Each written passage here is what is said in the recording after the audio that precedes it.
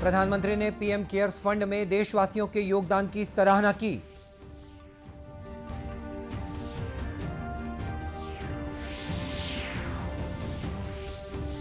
Mahasamund police के जागरूकता अभियान, खाकी के रंग स्कूल के संघ का नाम golden book of world record में दर्ज।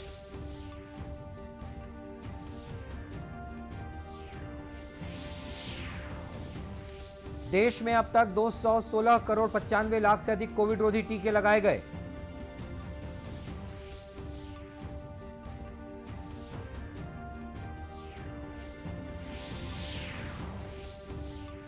दक्षिणी पश्चिमी मानसून हो रहा है विदा, तो प्रदेश में बारिश की स्थिति बनी।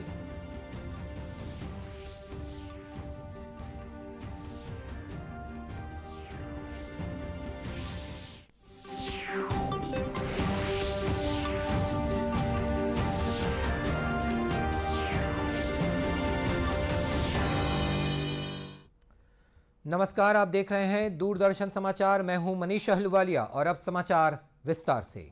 प्रधानमंत्री नरेंद्र मोदी ने पीएम केयर्स फंड के ट्रस्टी बोर्ड की बैठक की है। बैठक में पीएम केयर्स फंड द्वारा 4,345 बच्चों की मदद कर रही पीएम केयर्स योजना और इस कोष के विभिन्न प्रयासों के बारे में विस्तार से चर्चा की गई। ट्रस्टियों ने देश में कठिन समय में इस कोष की उल्लेखनीय भूमिका की सराहना की।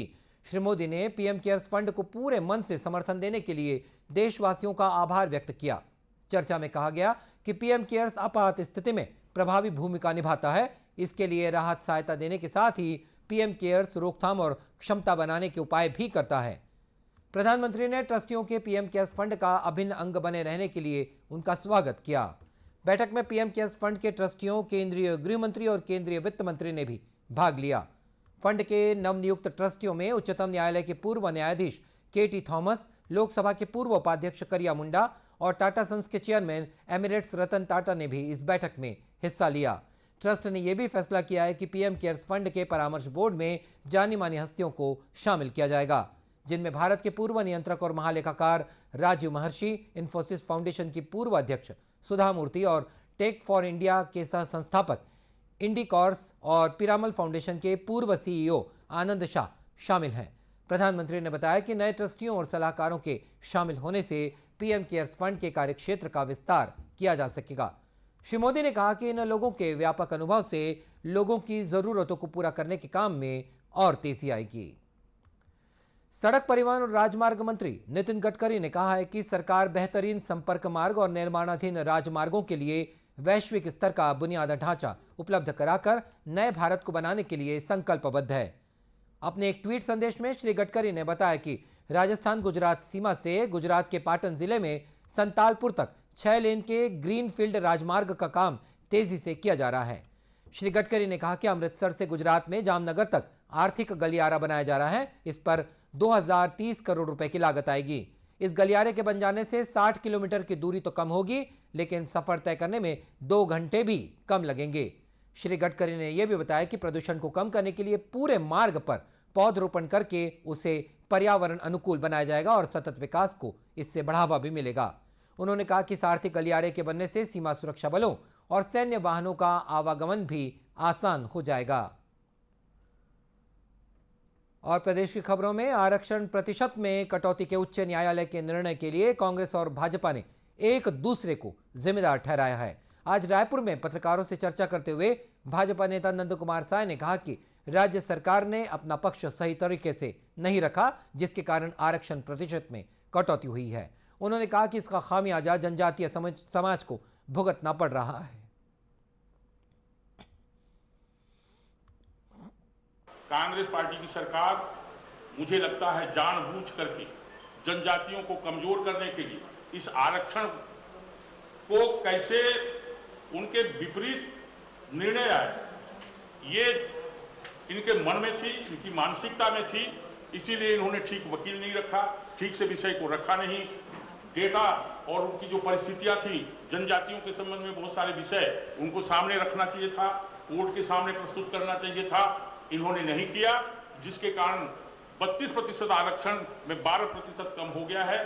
पूरा प्रदेश का जनजाति समाज इसके कारण व्यथित है और उद्वेलित है। इसी विषय को लेकर कांग्रेस ने भी एक पत्रकार वार्ता की। कांग्रेस के प्रदेश अध्यक्ष मोहन मरकाम ने पत्रकार वार्ता में कहा कि पूर्ववर्ती भाजपा सरकार के समय ही आरक्षण को 50 से 58% करने का निर्णय लिया गया था। तत्कालीन भाजपा सरकार ने आरक्षण प्रतिशत बढ़ाने की विशेष परिस्थितियों और कारणों को अदालत के सामने नहीं रखा, जिसके कारण कटौती का निर्णय सामने आया है।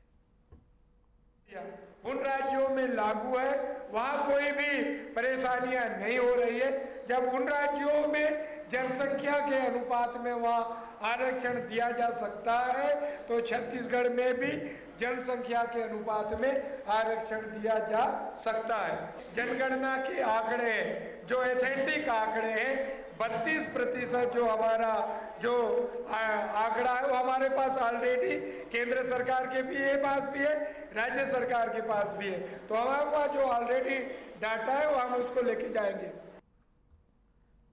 श्री मरकाम ने स्पष्टीकरण देते हुए कहा कि कांग्रेस की सरकार बनने के बाद अंतिम बहस में तर्क प्रस्तुत किया गया, जिसका उल्लेख पुराने हलफनामे में नहीं होने के कारण उसे स्वीकार नहीं किया गया। पूर्व नेता प्रतिपक्ष धर्मलाल कौशिक ने 1 नवंबर से धान खरीदी के राज्य सरकार के निर्णय का स्वागत किया है। श्री कौशिक ने कहा कि भाजपा 1 नवंबर से धान खरीदी करने की मांग कर रही थी, जिसे राज्य सरकार ने मान लिया है। उन्होंने बताया कि इस संबंध में भाजपा प्रदेश अध्यक्ष अरुण साव ने एक पत्र भी प्रदेश सरकार को लिखा था।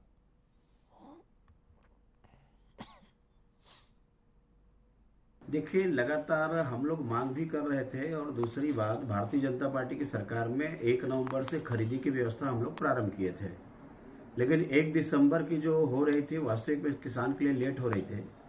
अभी सरकार भी घबराई हुई है। हमारे प्रदेश अध्यक्ष जी का पत्र भी गया और पत्र जाने के बाद में आनन फानन में ये घोषणा किए हैं। लेकिन मैं समझता हूँ कि जिस प्रकार से अभी कांग्रेस जा रहे हैं, कल उनके कार्यक्रम को मैं देख भी रहा था, और जो पब्लिक का जो रिस्पांस जो मिलना चाहिए, जो प्रश्न पूछ रहे हैं, ये पूछ रहे हैं काम हुआ तो बोलते हैं नहीं हुआ है, ये पैसा मिला तो नहीं मिला है। तो मुख्यमंत्री जी और सरकार घबराई हुई है, आनन फानन में घोषणा की है, लेकिन उसके बाद भी मैं बोलता हूँ कि ठीक है, किसानों के लिए 1 नवंबर के खरीदी की व्यवस्था उचित है और आनन फानन में की, लेकिन अच्छे है, ठीक है। श्री कौशिक ने अपनी राय देते हुए कहा कि प्रदेश की कांग्रेस सरकार को समय रहते धान खरीदी को लेकर आवश्यक तैयारियां पूरी कर लेनी चाहिए, ताकि किसानों को परेशानियों का सामना न करना पड़े। महासमुंद पुलिस द्वारा चलाए जा रहे जागरूकता अभियान खाकी के रंग स्कूल के संग का नाम अब golden book of world record में दर्ज हो गया है। Golden book of world record के एशिया हेड मनीष बिश्नोई ने पुलिस अधीक्षक भोजराम पटेल को सर्टिफिकेट और बैच प्रदान किया। गौरतलब है कि इस अभियान के तहत महासमुंद पुलिस स्कूली बच्चों तक पहुंचकर साइबर फ्रॉड और सेल्फ डिफेंस के बारे में उन्हें जागरूक करती है। यह कार्यक्रम जिले के सभी ब्लॉक मुख्यालय सहित गांव के स्कूलों में भी चलाया गया। इस दौरान अभियान का वीडियो सॉन्ग भी लॉन्च किया गया था। पुलिस अधीक्षक ने बताया कि अभियान के तहत 20,000 से अधिक बच्चों को साइबर क्राइम से बचने के बारे में जानकारी दी गई।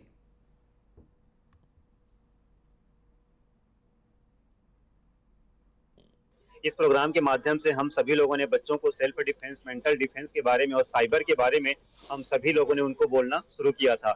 स्कूलों में जा करके हमारी टीम ने उन लोगों को साइबर के बारे में और इन डिफेंस के बारे में बताया था। निश्चित रूप से इसका लाभ बच्चों को मिला।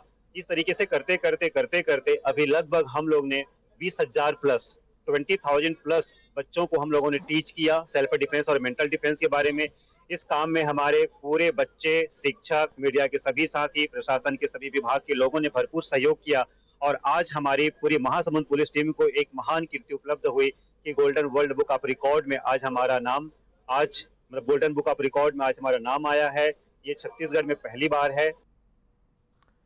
श्री पटेल ने जानकारी देते हुए बताया कि अभियान महासमुंद जिले में 58 दिनों तक चलाया गया।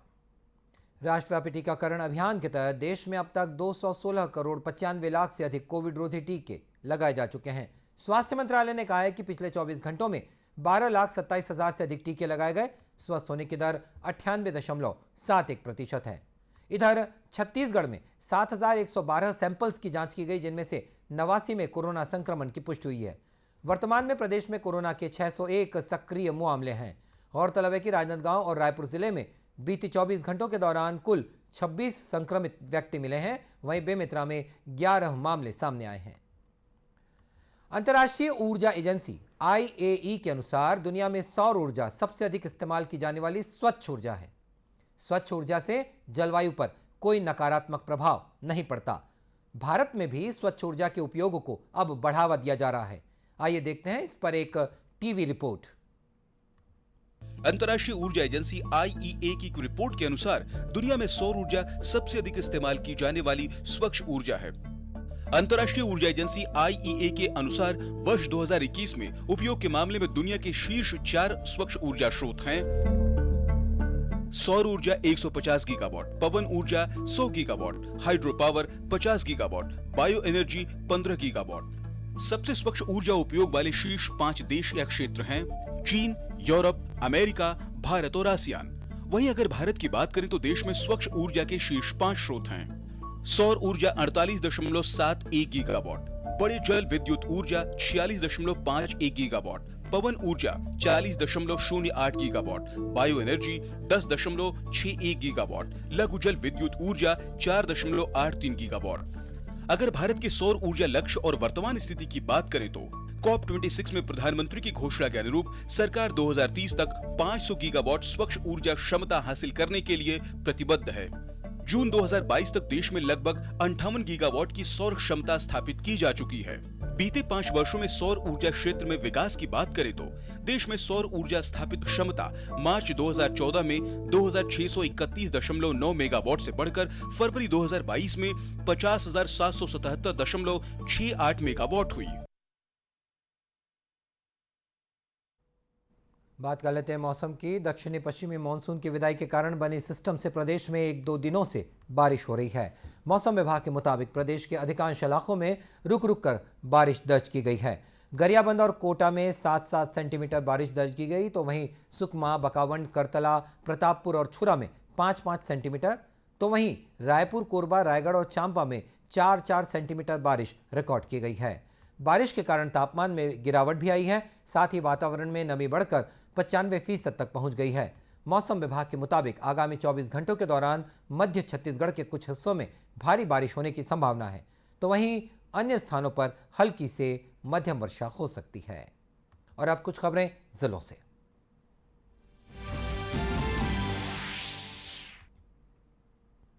राजनांदगांव जिले में कलेक्टर ने जन चौपाल में नागरिकों की समस्याओं को सुना। जन चौपाल में शिक्षकों का तबादला रुकवाने के लिए बच्चों ने कलेक्टर से गुहार लगाई।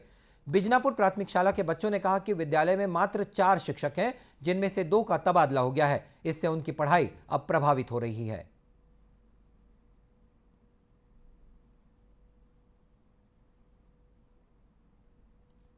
कोंडागांव में कलेक्टर दीपक सोनी की अध्यक्षता में समय सीमा बैठक का आयोजन किया गया। इस बैठक में कलेक्टर ने जिले में संचालित योजनाओं की प्रगति की जानकारी ली। उन्होंने एनीमिया मुक्त जिला और सुपोषण अभियान के बारे में अधिकारियों को निर्देशित भी किया।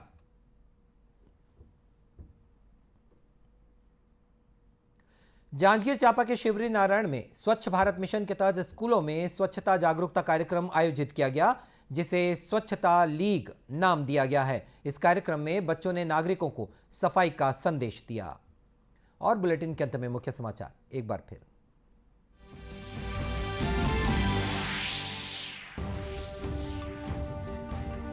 प्रधानमंत्री ने पीएम केयर्स फंड में देशवासियों के योगदान की सराहना की।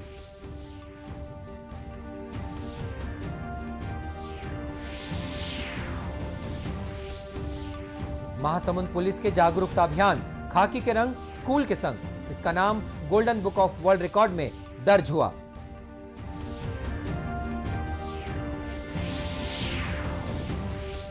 देश में अब तक 216 करोड़ 95 लाख से अधिक कोविड रोधी टीके लगाए गए।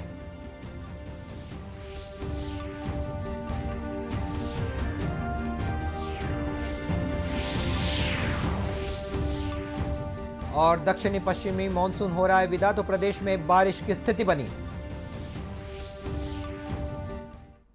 और इसी के साथ ये समाचार बुलेटिन समाप्त हुआ। नमस्कार।